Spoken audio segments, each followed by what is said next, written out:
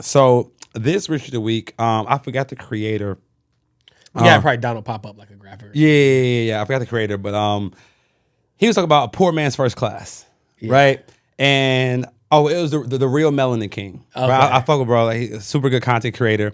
Yeah. But he was talking about the poor man's first class. And the way he does a poor man's first class is that he buys a ticket he buys a seat on a plane in economy, right? Mm-hmm. And then he buys 2 refundable tickets directly next to him, right? So he buys the window seat. He also purchases the middle seat and the aisle seat in his same row. Yeah. Refundable tickets. And then an hour before the plane takes off, he cancels those refundable tickets. Right? He cancels those refundable, gets his refund, and he said 90% of the time the seats are not booked in time, and he gets to then, once the plane is taken off, lift the armrest. If they lift up, fine spirit, the armrests don't lift up, and then he puts his legs across the seat, and then leans his back against the window, and that's his first class. He actually said that? Are you assuming? No, but he put his legs on the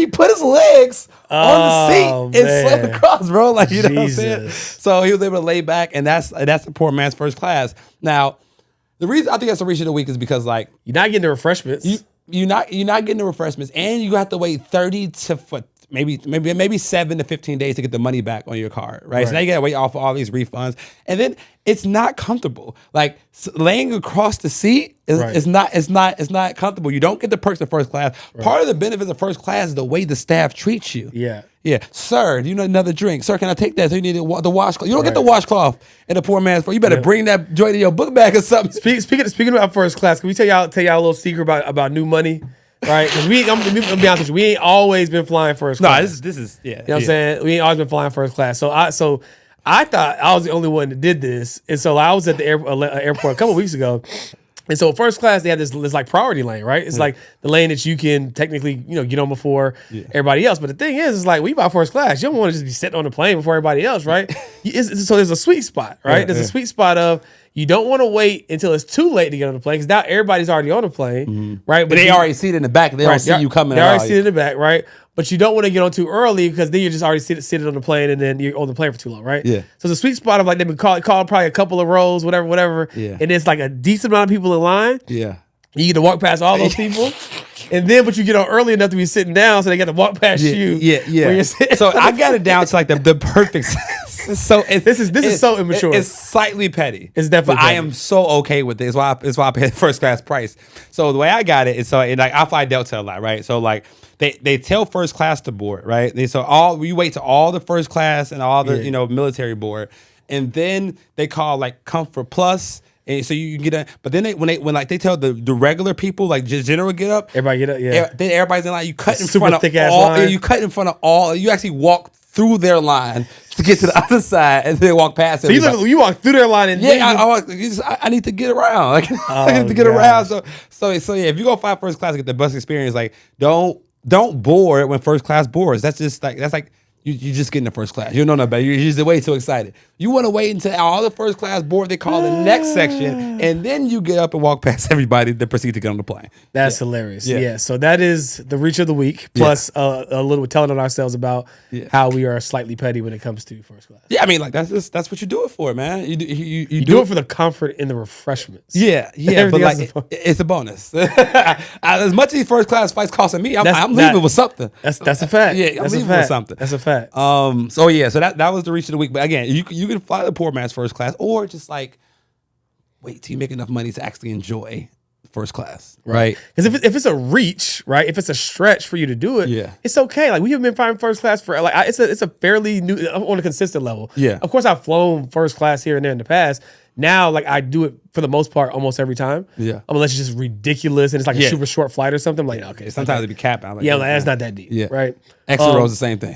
same thing, big dog. I just need that leg room. Yeah. So like, just do, like, and that's with anything in life, right? Like, if you try to do it prematurely, that goes back to like the stress of like I just spent my last on this ticket. Right. Like, it's gonna take away from the enjoyment of the flight. Right. Or we always joke about Uber Black. So my phone dies all the time, period. Right? My phone just dies all the time. Conveniently. It died anyways, my phone dies all the time. Yeah, okay. So, we just go back and forth when we're in the town together. Like, you get the Uber Black, I get the Uber Black. my phone died. So he had to call it a couple of times, in a row. So he's trying to make it seem like I'm strategically allowing my phone to die, Like he just so I don't have to call the Uber He Black. pressed the Uber button and his phone died. I'm like, I can't. You can't make that up. it's you good at what you do, brother. You're an expert. You're a master. That's crazy. A master, my phone dying is crazy. Yeah.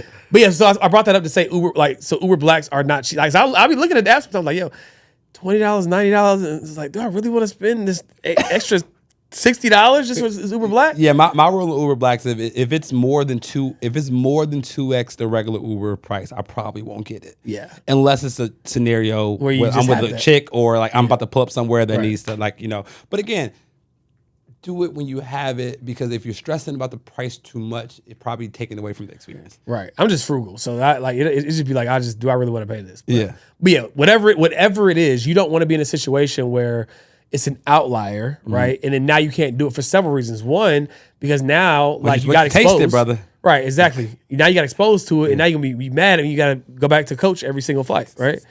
Or go back to the little stinky you.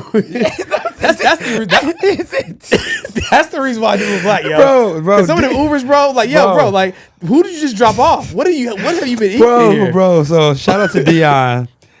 He gave me this one story. This has made me. I can't do regular Ubers no more, bro. Because this one story, he pulling up to a speaking event. Yeah. And bro, he had a pink suit on, like looking good, Yeah, bro. a pink suit on. He called the Uber, bro, and the Uber. He said pull up playing '01 Jeezy. Yeah. Trapper of the year. Yeah. Bro, loud coming out the front and back window, bro. He pulled up to the speaking event smelling like straight, bro. He was hot the whole time, bro. That's- Not turn the music down, like jamming. He rolling up in the lap, like I'm like, bro, I'm out.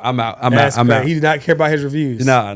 He was short. That's crazy. Yeah. That's crazy. But anyway, back to the original scheduled program. That was worth it. That was good. So the third level of IP or IP asset class is audience and attention.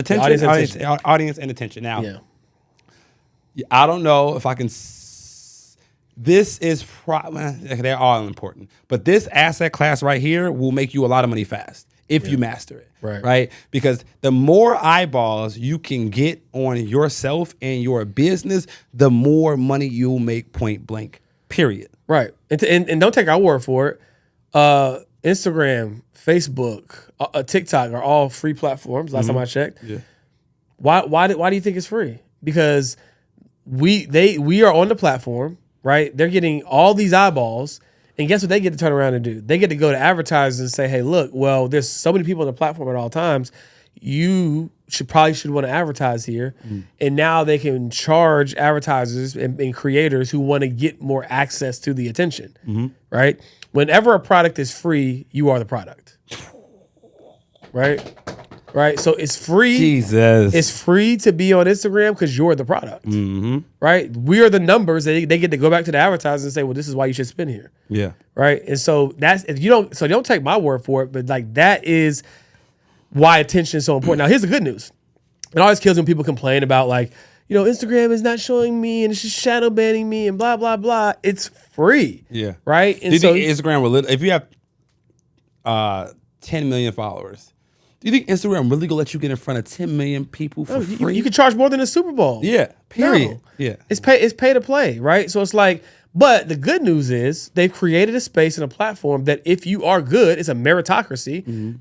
Forget shadow banning. Again, I'm not saying that stuff isn't real, but the reality is if you're good, people will find you. Right? Now, is there strategy? Is there intention? That's not this episode for that. But the more the story is, if you're good, you can leverage a platform to get access to an infinite amount of eyeballs. If your content is shareable, if it's valuable, if people want to comment, and the more eyeballs you get on you, right, it does a lot of things. So number one is human nature. If I've never followed a person and someone shares something on my story, their stories, and I click on it, this person has 10,000, 20,000, 50,000, 100,000 followers, the natural assumption is they got to be somebody, right? I know there was an era where people could buy followers and stuff like that, but the natural assumption by default is like, I'm missing out, right? So you get a level of instant credibility based upon your audience size. Number two, from a pure business standpoint, it's a numbers game.